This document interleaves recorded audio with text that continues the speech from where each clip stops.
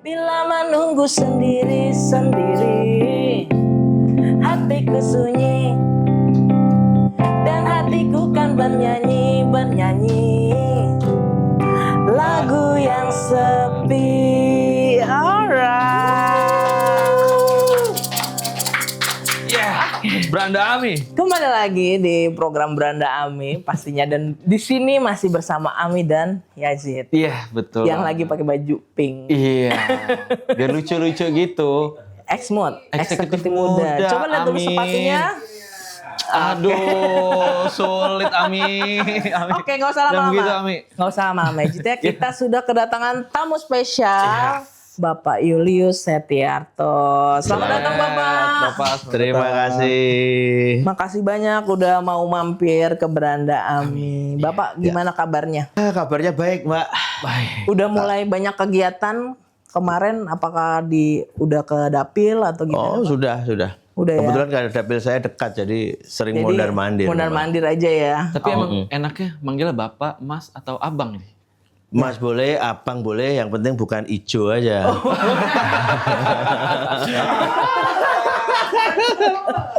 Oke, kita panggilnya Mas ya. Ya, Izin boleh. kita panggilnya. Oke, Mas Julius di sini di Beranda kita ngobrolnya santai aja. Oke. Lagi kita nggak mau ngomongin yang susah-susah, yang politik-politik, Iya, biar yang tegang-tegang. Mas Julius aja yang ngurusin di Komisi 1. Oke, di sini karena tadi kan kita udah nyanyi bareng-bareng, kita mau ngomongin soal musik. Nah, ini sekarang musik apa sih yang lagi disukain Mas Julius? Ya kalau sekarang sih yang sering saya dengerin satu musik koplo. Oh, oke. Koplo, campur iya. Dia bisa juga gitu. dia. Campur sari. Bisa Lalu juga. lagu-lagu Indonesia Timur yang lagi banyak ngetren Lagi itu. viral-viral Ah, itu. viral, Oh, ya, suka ya, itu. juga.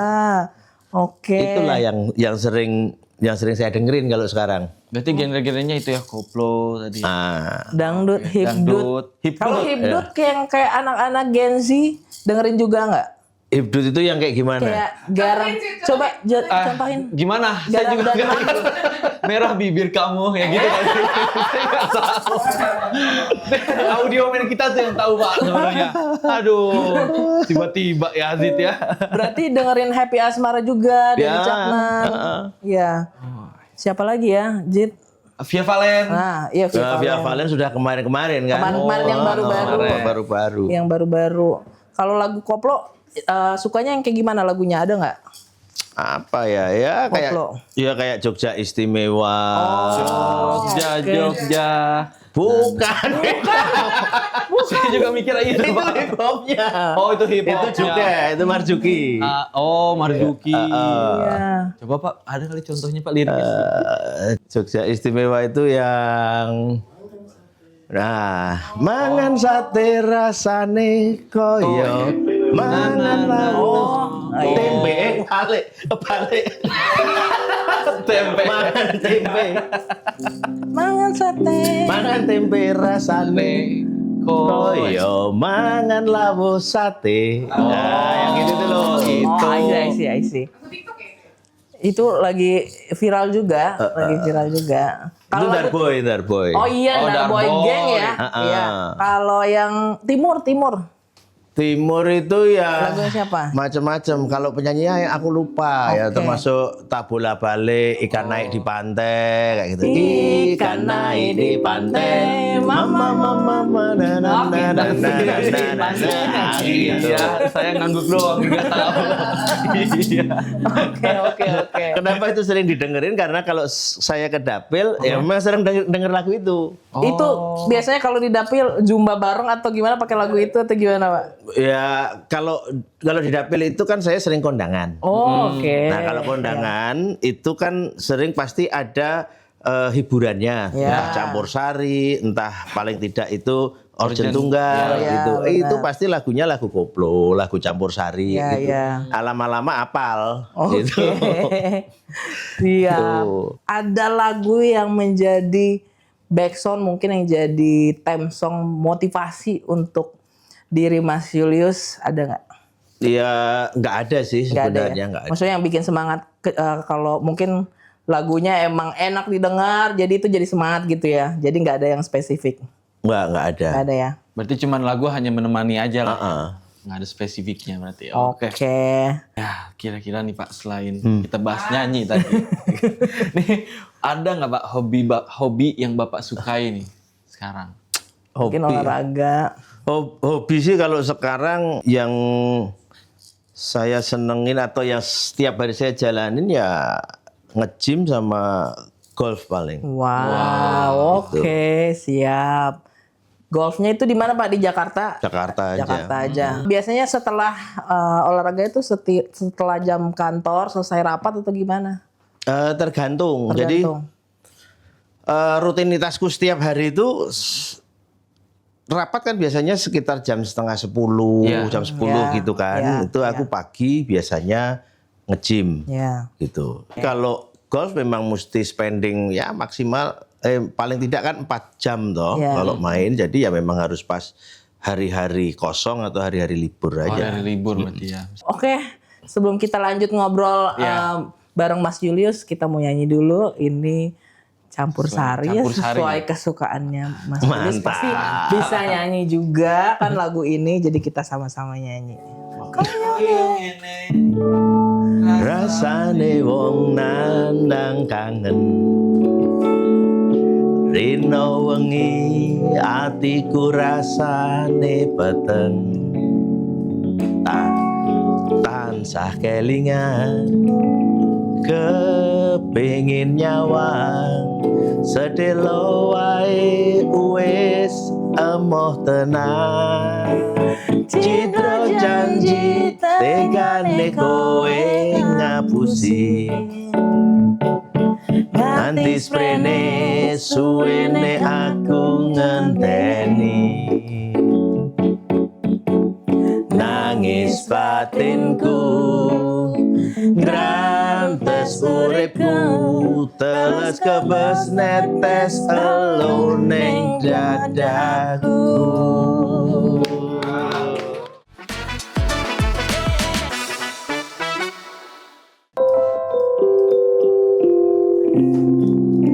Tetap ya, Mi. Sunda ya, Mi. Nadanya nada Sunda, Mi ya. Masih memperjuangkan Sunda ya. Walaupun kita sudah ketemu. Oke, balik lagi. Kita akan ngobrol nih lebih ke nostalgia, Mas. Zaman sekolah, zaman SMP, SMA, kuliah gitu ya. Atau kuliah lah. Mas Julius ini termasuk yang aktif nggak waktu zaman-zaman sekolah? Aktif. Aktifnya tuh Aktif untuk nongkrong atau apa nih, Pak? aktifnya nih kayak apa namanya ekskul atau OSIS gitu-gitu. Kalau OSIS, Pramuka, PMR kayak gitu nggak pernah. Oke. Tuh, tapi aktif di kelas, bikin keributan. Bisa habis keributan pulang nongkrong ya, Pak? Pulang nongkrong kayak gitu. Oke, baik. Sama kayak Ajit tadi. Sama kayak Ajit. Oke, baik.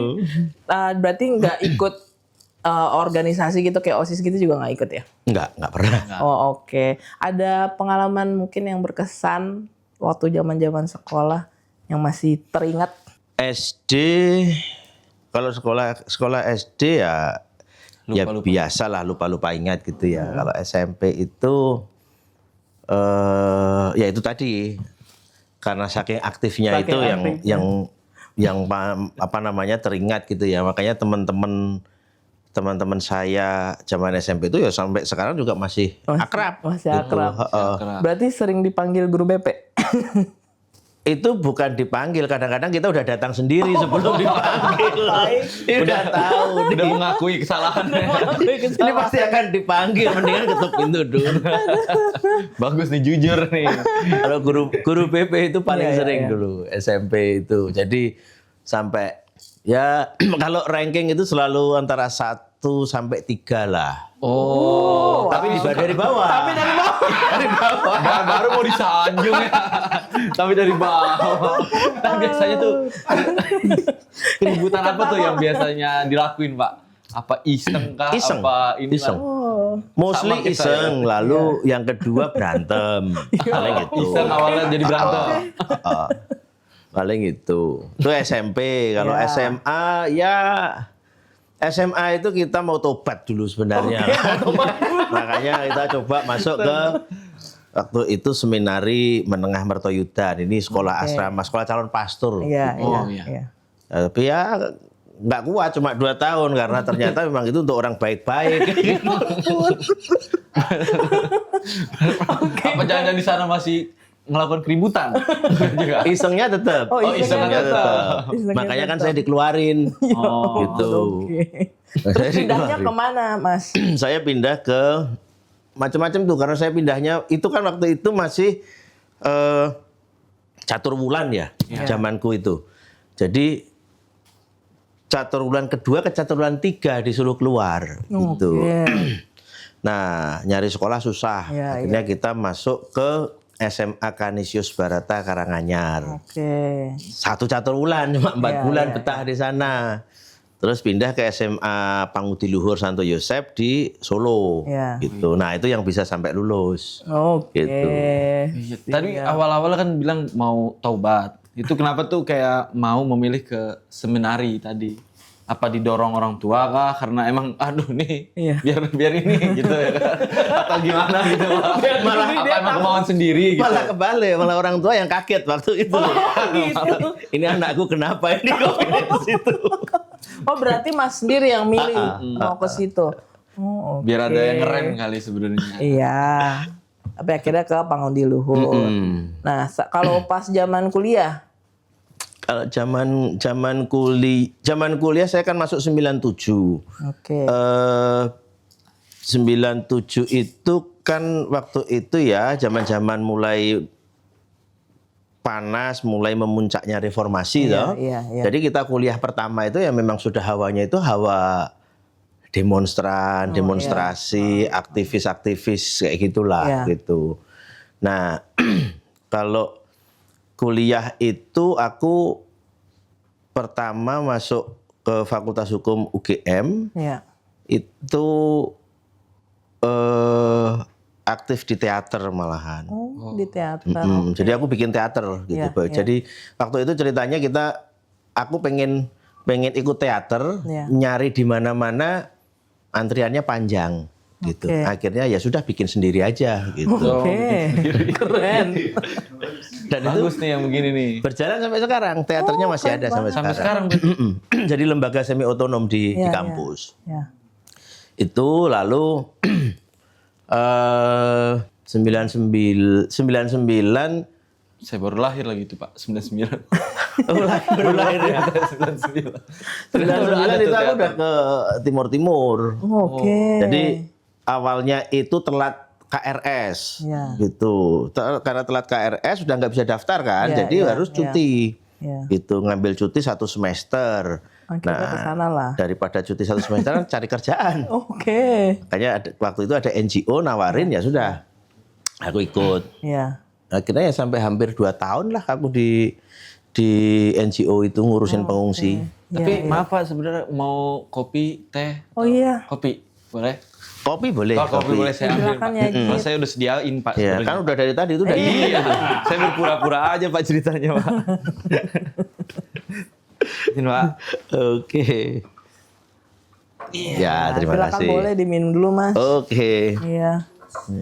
Habis itu kan NGO ya, di NGO 2 tahun. Jadi aku ngurusi pengungsi korban konflik. Jadi spesifik. Waktu itu di Indonesia kan ada konflik Timur-Timur, konflik Ambon, konflik Poso, konflik Aceh gitu. Nah, ini selalu ada pengungsinya. Sebenarnya kalau di termnya IDPs namanya, internally displaced peoples. Nah, ini yang aku urusin. Jadi bukan pengungsi bencana alam atau itu bukan.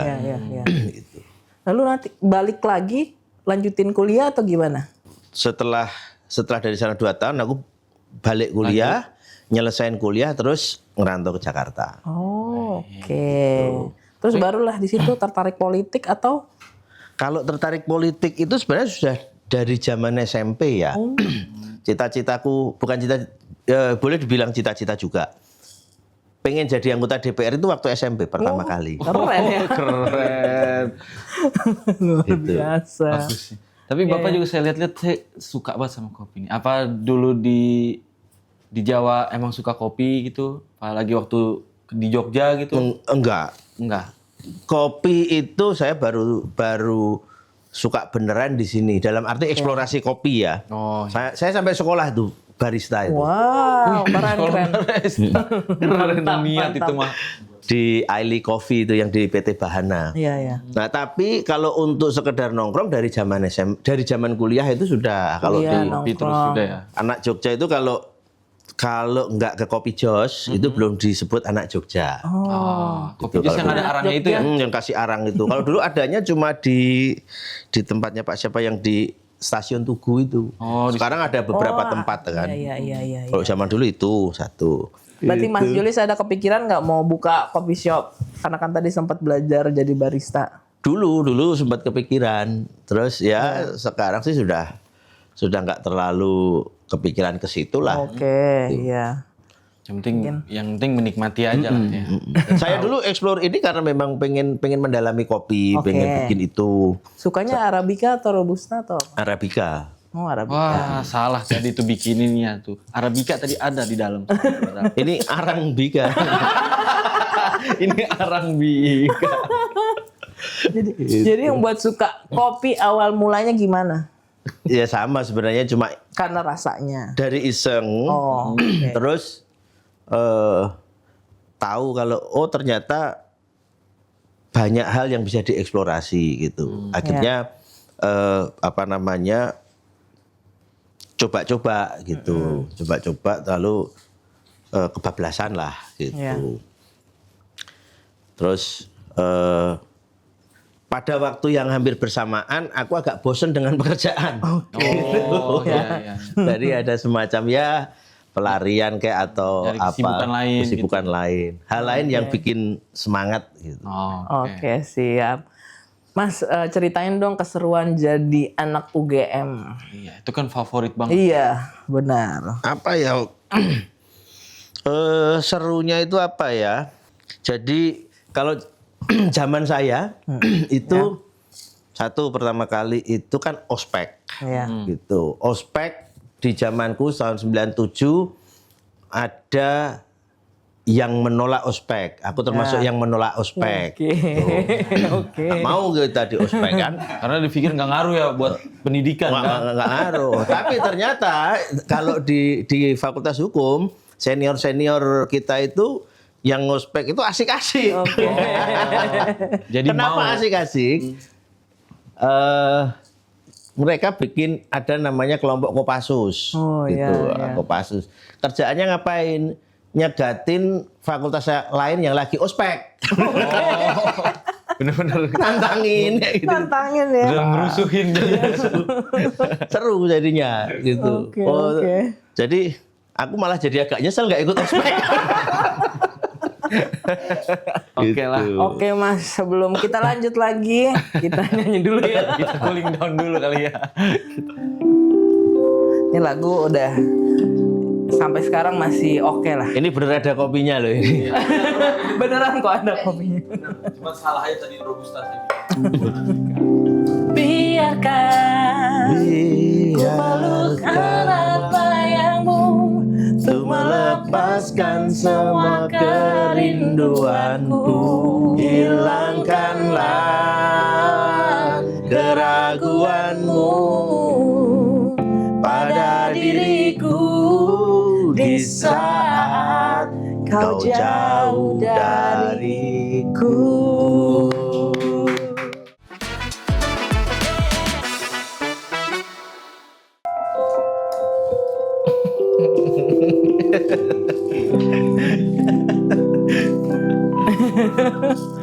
Oke, balik lagi. Kita mau tanya nih, pesan Mas Julius untuk teman-teman yang mau masuk kuliah, apalagi kan di UGM ya, yang mungkin persyaratannya lumayan ketat, lumayan susah gitu. Susah masuk. Saya juga waktu itu coba di UGM, hukum juga. Saya nggak masuk tapi. Akhirnya saya di Jakarta. Kita mau dengerin pesan-pesannya Mas Julius. Apa ya pesannya ya? Satu, kalau pengalamanku sendiri menemukan metode belajar yang paling efektif buat diri sendiri. Gitu. Ya. Karena ini ada ceritanya. Oke, boleh. SMP itu saya nggak pernah belajar. Waktu Eptanas itu iya. yang saya siapin adalah contekan. Nilai aku bagus waktu itu tapi nyontek. Iya. Begitu masuk ke SMA, Seminari Menengah Mertoyudan, mencontek itu adalah kejahatan terbesar. Jadi ketahuan sekali out gitu kan. Wah, kita mulai khawatir kan. Gitu. Nah, dari situ saya belajar untuk belajar gitu. Karena nggak pernah belajar. Belajar untuk belajar. Belajar gimana caranya belajar gitu. Jangan belajar nyari contekan lagi. Nah, dari situlah ketemu. Saya menemukan metode atau cara belajar yang paling cepat nyantol buat aku gitu. Dan itu masih berlaku sampai sekarang gitu. Nah, jadi bukan seberapa banyak yang harus kita pelajari, tetapi metode belajar yang paling cocok, yang paling seret buat aku itu apa dulu. Kalau itu ketemu mempelajari hal apapun pasti gampang, gitu. Jadi kalau pesanku untuk adik-adik ya itu, yang paling utama itu mencari metode, cara, model belajar yang paling nyaman untuk kita. Apakah baca, apa mendengarkan atau gimana metodenya? Oke Mas. Boleh ceritain sedikit dong Mas, masuk ke dunia politik tuh awalnya gimana? Iya, apa karena tadi yang SMP suka politik terus masuk UGM hukum, jadi menantang gitu di politik? Satu sebenarnya kalau politik itu ya dari dulu itu tadi ya SMP aku pernah punya cita-cita pengen jadi anggota DPR, walaupun anggota DPR itu seperti apa aku nggak tahu waktu itu. Tetapi hanya lihat beberapa figur pada waktu itu melalui koran Suara Karya. Suara Karya waktu Suara itu. Karya, Nah, lalu masuk SMA nggak terlalu kepikiran itu, tapi begitu masuk kuliah dunia aktivisme itu banyak gitu ya. Nah, sehingga itu mungkin yang memupuk keterlibatanku di politik gitu. Nah, sempat waktu kuliah awal 97 98 itu aktif di PDI. Waktu itu belum PDI Perjuangan. Di kampungku sendiri di Wonogiri. Di Wonogiri. Tapi 99 setelah pemilu aku lebih banyak di NGO sampai akhirnya lulus kuliah, kerja gitu. Ya kerja itu aku sudah nggak terlalu mikirin tuh sebenarnya, udah nggak kepikiran masuk dunia politik dan lain sebagainya karena aku aktif di dunia profesional gitu. Jadi aku kan praktisi hukum hampir 25 tahun lah. Itu. Berarti punya kantor hukum juga, Pak? Punya kantor hukum sendiri gitu. Mantap. Nah, kepikiran lagi ya 2014 gitu. Ya tiba-tiba aja pengen gitu. Ada terbesit keinginan lalu nah itu kita ikutin. Gitu. Ya suara hati aja lah. Suara hati aja lah ya. Ternyata mau nyalek nggak bisa. 2019 akhirnya bisa nyalek tapi gagal. Nah 2024 baru bisa masuk gitu. Jadi siapa Mas yang memperkenalkan ke dunia politik sebenarnya? Orang tua sebenarnya. Karena almarhum bapak saya kan juga walaupun levelnya ya di kampung gitu tapi mengikuti politik, aktivitas politik juga ikut gitu.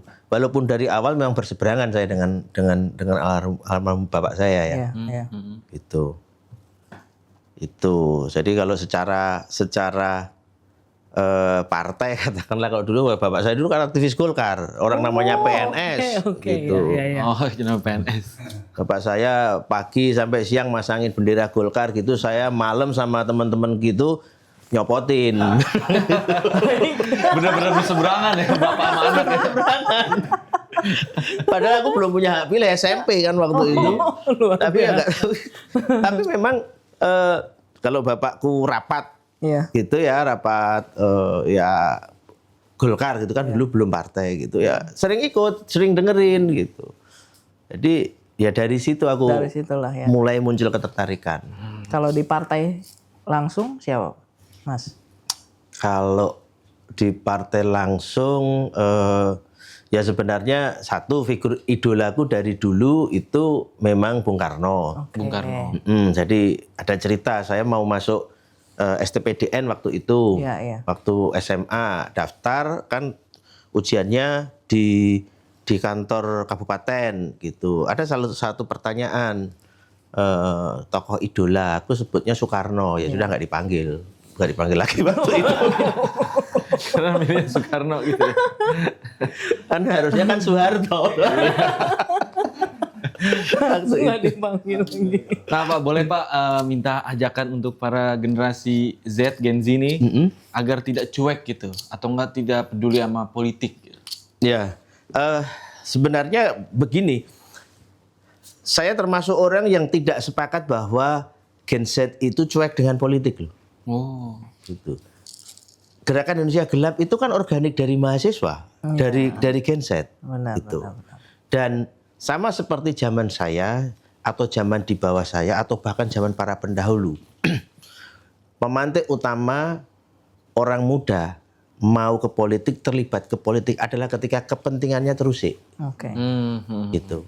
Nah, maka Indonesia Gelap kemarin kepentingan mereka terusik, maka mereka bergerak gitu. Tapi kalau enggak ya pasti cuek gitu. Benar sih. Ngapain ngurusin wacana soal ini dan itu Iya. gitu. Tetapi ketika sudah masuk kepada kepentingannya, ya dia pasti akan bergerak. Jadi nggak ada pesan secara khusus karena aku yakin mereka pasti Sudah melek ya. sudah punya kesadaran politik sendiri. Oke. Oke. Mantap. Ini yang terakhir nih. Kalau bukan menjadi anggota DPR RI, siapa Mas Julius Hetiarto sekarang?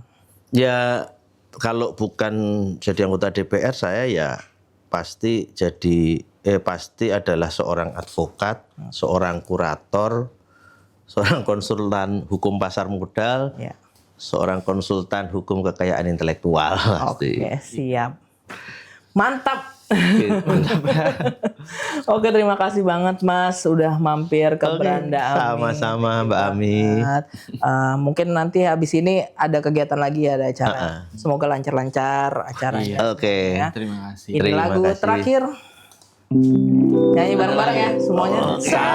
Sayang, opo kowe krungu jerite atiku mengharap engkau kembali.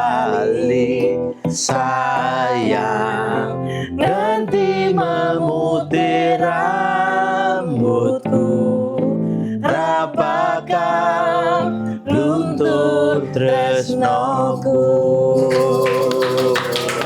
Terima kasih Bapak. Oke. Terima kasih Mas.